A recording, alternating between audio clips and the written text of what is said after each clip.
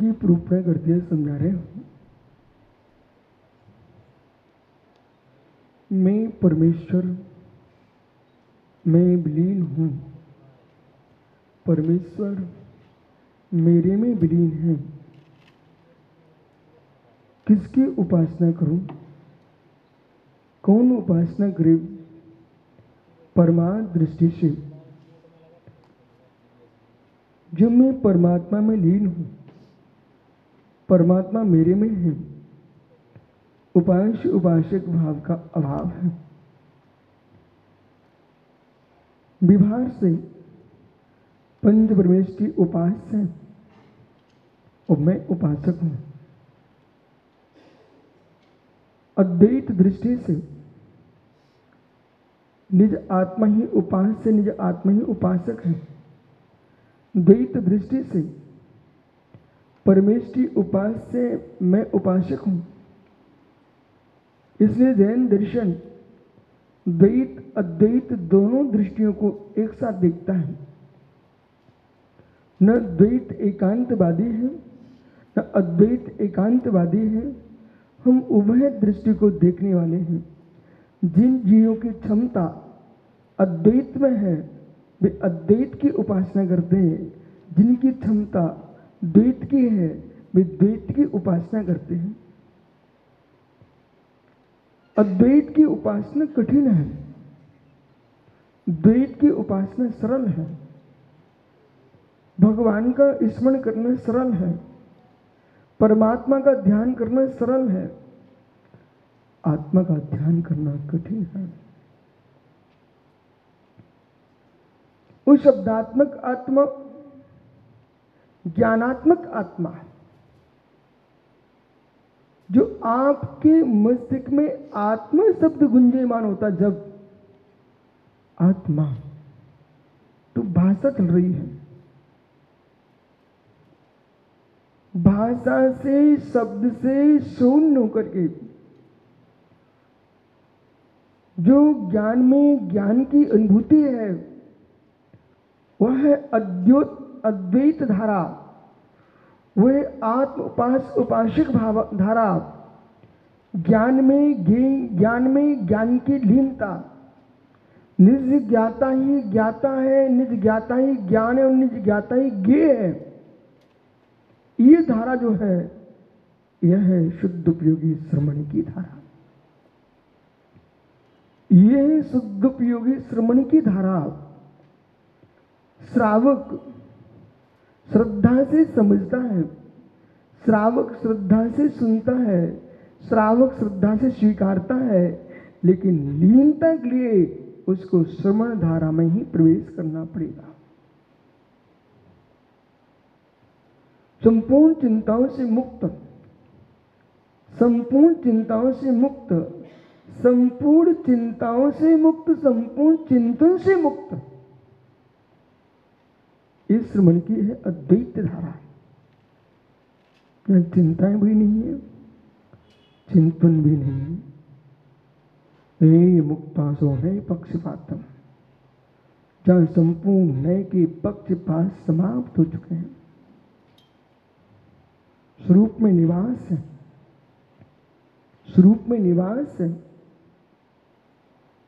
जिनको अपने देह के निवास का विकल्प नहीं, भवन का विकल्प नहीं, पर भावनाओं का विकल्प नहीं, ऐसा योगी स्वरूप में लीन होता है। जो अभी नाना प्रकार की भवनों के विकल्प में जी रहे हैं, उन्हें स्वरूप निवास की भावना भी नहीं।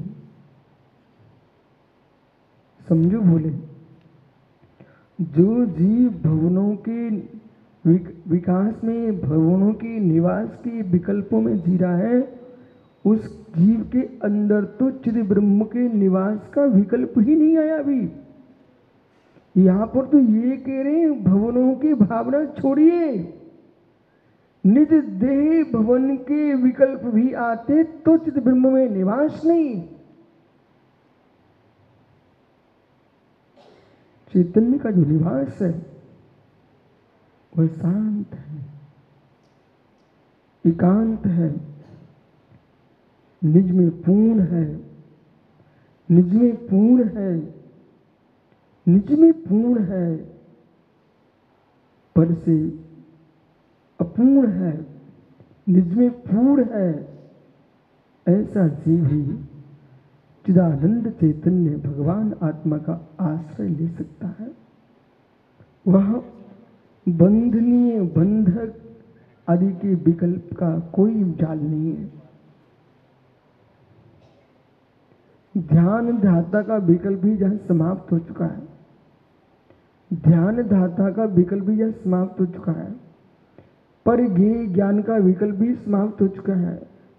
ऐसा जीव अपने स्वरूप में लीन होता है। उस निज लीनता के लिए ही साधक पूर्ण प्रयास करता है। उस बात को हम समझा रहे हैं। मनो विकल्प रूपम, मनो विकल्प रूपम, मन का जो विकल्प है, तन्मयम जातम, तो तन्मयता को प्राप्त होता है। कस्य संबंधी परमेश्वर, परमेश्वर से, परमेश्वर परमेश्वर अपि मन संबंधित लीन हो जाता। परमेश्वर में मन लीन है, परमेश्वर मन में लीन है। इधर देखो, परमेश्वर मन में लीन है, मन परमेश्वर में लीन है। यहां रुकना पड़ेगा। तप पादौ मम हृदय तपद्वय लीनम तिष्ठतु जनेन तावत याव निर्वाण संप्राप्ति। हे परमेश्वर, आपके चरण कमल मेरे हृदय में विराजमान है। आपका हृदय, मेरा हृदय आपके चरणों में विराजमान है। ये तब तक, कब तक? जब तक निर्वाण की प्राप्ति न हो जाए। द्वैत में भी अखंडत्व,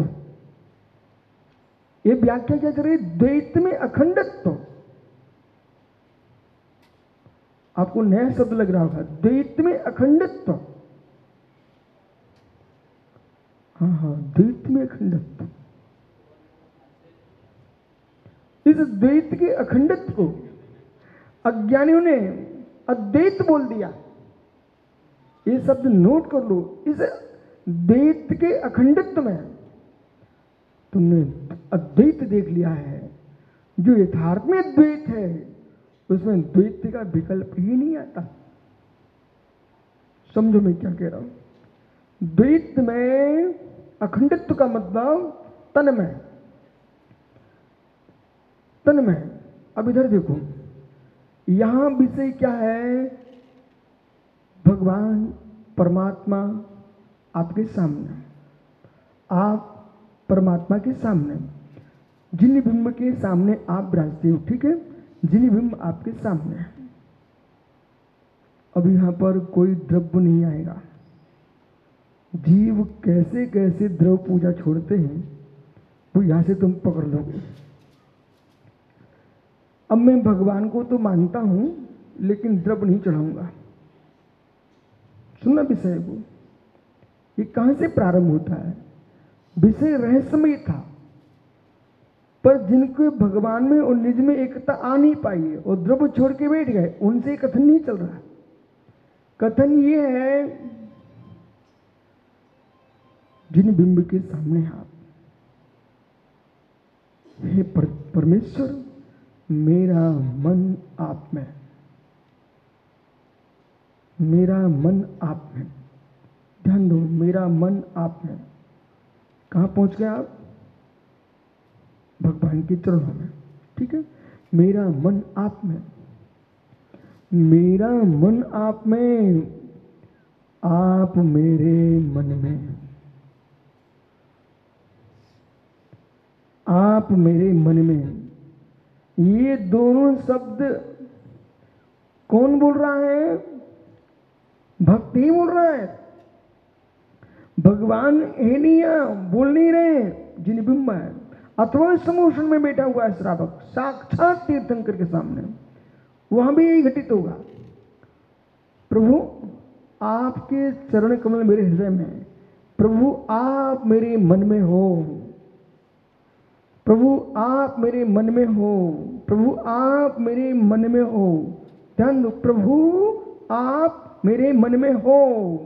मेरा मन आप में है, मेरा मन आप में है।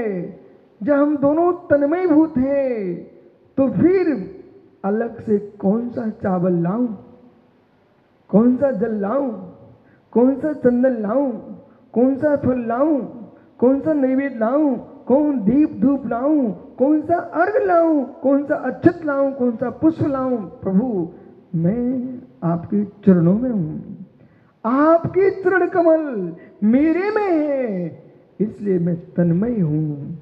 मुझे अन्य द्रव्य दिखाई नहीं देता, अन्य द्रव्य देखता हूं, अन्य द्रव्य देखता हूं तो मेरे और आपके मध्य में अंतराय आ जाता है। प्रभु पर में ध्यान नहीं, पर में ध्येय नहीं, पर में ध्याता नहीं। ऐसा जो अनुभव चल रहा है जीव का, एकमात्र चिद चिद का चैतन्य में चिद चिद का लीन होना, यह है निज द्रव्य की लीनता, अद्वैत भक्ति।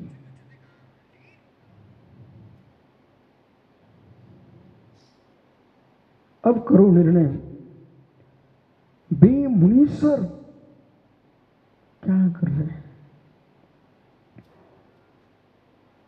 द्वैत की आराधना, द्वैत की आराधना इंद्रियों के साथ होती है, द्वैत की आराधना देह के साथ होती है। अद्वैत की आराधना इंद्रिय शून्य, देह शून्य, प्रतिमा शून्य, सबसे शून्य, परमेश्वरी शून्य निज परमात्मा की होती है, निज परमात्मा की। अब ध्यान सूत्र में प्रणव सागर जी, एकोहम अखंडोहम चित्तेतन रसायन स्वरूपोहम परम ब्रह्म स्वरूपोहम, परम ब्रह्म स्वरूपोहम, अरहं स्वरूपोहम, सिद्ध स्वरूपोहम, आचार्य स्वरूपोहम, उपाध्याय स्वरूपोहम, अखंडोहम अखंडोहम अखंडोहम, मति ज्ञान स्वरूपोहम, श्रुति ज्ञान स्वरूपोहम, अवधि ज्ञान स्वरूपोहम, मनाप्रिय ज्ञान स्वरूपोहम, केवल ज्ञान स्वरूपोहम, चिदानंद स्वरूपोहम, राग रहितोहम, द्वेष रहितोहम, प्रभाव रहितोहम, अखंडोहम। ये जितने आप बोल रहे हो ये अंतर्जल्पनीय शब्द जाल है। ये सब जो कथन चल रहा है ये शब्द है, ये शब्द है। अब जब शब्द की व्याख्या करते समय सुब्रत सागर जी पुनः आचार्य समंत स्वामी के पास जाना पड़ेगा। शब्द की व्याख्या करते समय बाह्यार्थ खोजना चाहिए, और जो बाह्यार्थ खोजना नहीं जानता मुमुक्षु दिल्ली, समझो ज्ञानी दिल्ली के, वो भाई कह रहा था सुब्रत सागर अभी बोले महाराज बनना बहुत कठिन है, इतना पढ़ना पड़ता है। मित्र, जो ऊपर आप पढ़ाई देख रहे थे वो शब्द जाल था, ऊपर जो आप व्याकरण की कक्षा देख रहे थे शब्द था, शब्द शास्त्र का नाम ही शब्द शास्त्र है, शब्दागम है। व्याकरण शास्त्र का नाम क्या है? शब्दागम, उसका नाम ही शब्दागम है। ये अखंड विद्या सुन रहे हो, ये अखंड विद्या है, अध्यात्म शेष विद्या है, खंड विद्या है। अब अखंड विद्या की व्याख्या सुनते समय जब आपने सुना ज्ञायिक स्वरूपोहम, अब ज्ञायिक स्वरूपोहम बोला, यहां रुकिए मित्र। मालूम चला कि पूरा का पूरा जीवन तुमने अध्यात्म में निकाला और आप श्री की प्रसिद्धि अध्यात्म के नाम से हो चुकी है, लेकिन आपने अध्यात्म कण भी रसा स्वाद नहीं ले पाया। बोले क्यों? अध्यात्म व्याख्यान करने की प्रसिद्धि हो गई, अब लोग आपको आपका व्याख्यान सुनने के लिए तरसने लगे, जगह जगह आपको बुलाने लग गए, आप उस बोलने में ही लग गए और ऐसे बोलने में लगे, ऐसे बोलने में लगे, बस जहां पहुंचो ही आंख बंद किए, अखंडोहम अखंडोहम ज्ञायक स्वरूपोहम टंकोत्कीर्ण साव स्वरूपोहम सहजानंद स्वरूपोहम परमानंद स्वरूपोहम। ये सारी के सारे आप ध्यान कर रहे थे, ध्यान, जबकि बोल रहे थे, ध्यान कर रहे थे, बोल रहे थे। इसका बाह्यार्थ जब तक नहीं खोजोगे, वो बाह्यार्थ शब्द जिसको ज्ञान नहीं है वो इसका क्या रस लेगा। सर्वज्ञ भैया, आपको बाह्यार्थ का बोध होना चाहिए। मतलब समझ रहे मैं क्या बोल रहा हूं? बोला मतलब समझ रहे मैं क्या बोल रहा हूं? बाह्यार्थ इतना गहरा निर्णय, इतना गहरा निर्णय। एक तेल कोलू, एक कोलू के अंदर, स्पेलर के अंदर कितने सारे काम अंदर ही अंदर चल रहे हैं, विषय पकड़ी वहां पर। आपने तो घानी डाल दिए, सरसों के दाने छोड़ दिए, और सरसों के दाने अंदर गए हैं। एक जगह उसके दो दल हुए, दूसरी जगह वो गर्म हुआ है, तीसरी जगह वह एकदम लुद्धि रूप में हुआ, अंदर ही अंदर काम चल रहा है। और आगे चल के उसके अंदर से तेल छलकने लग गया और अंदर गया, तेल नीचे टपकने लग गया, तो सामने खली टपक रही है, सामने खली टपक रही, पीना खली टपक रही है। काम सब अंदर हो रहा है, काम सब अंदर हो रहा है, काम सब अंदर हो रहा है। ऐसे ही योगी आपको दिख रहा है एक मशीन। आपको क्या दिखता है? एक स्पेलर, एक मशीन, एक कोडू है, मात्र एक मशीन, परंतु उसके अंदर काम, सब काम चल रहे हैं। थ्रेसर की मशीन देखो, सब काम हो रहा है। ऐसे मित्र एक निर्गंत योगी एक विषय को लिए ज्ञान का विषय बनाया, ज्ञेय बनाया। अब ज्ञेय बनाने के बाद यहां क्या विषय पकड़ेंगे? अखंडोहम, इतना शब्द बोला।